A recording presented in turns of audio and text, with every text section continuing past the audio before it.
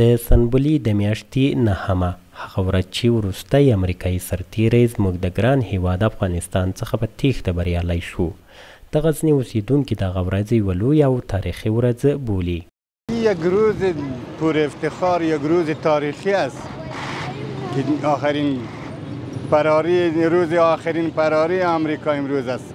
بعد از اون الحمدلله این امنیت آمد. مخکې به بدامني ولا یعنې ګرځېدلی به نه سولو، اشغال ولو. اوس نو ډېر ښه د امن او د سولې ژوند او ډېر په ارامه ټول امنیت ته ټول خلک ډېر ښه په ارامه ژوند کوي.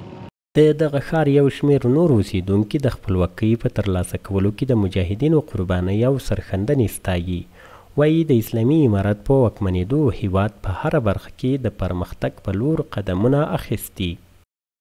مال کلگی مردم ملت همگی خوشحال هستند. خوب است، خدا را شکر.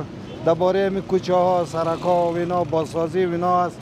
یک چیزی چشمدید داریم، ما خوشحال هستیم. لکه څه رقم چې روان دي، کارونه روان دي، سړکونه روان دي، مکتبونه روان دي، نور داسې کارونه په مختګ روان ده.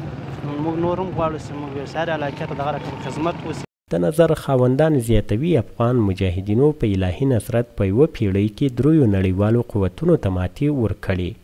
خو اوس اسلامي امارت ته په کار دی چې د تیرو نظامونو له ناکامو تجربو درس واخلي او د هیواد آبادۍ ته په هره برخه کې زمینه برابره کړي.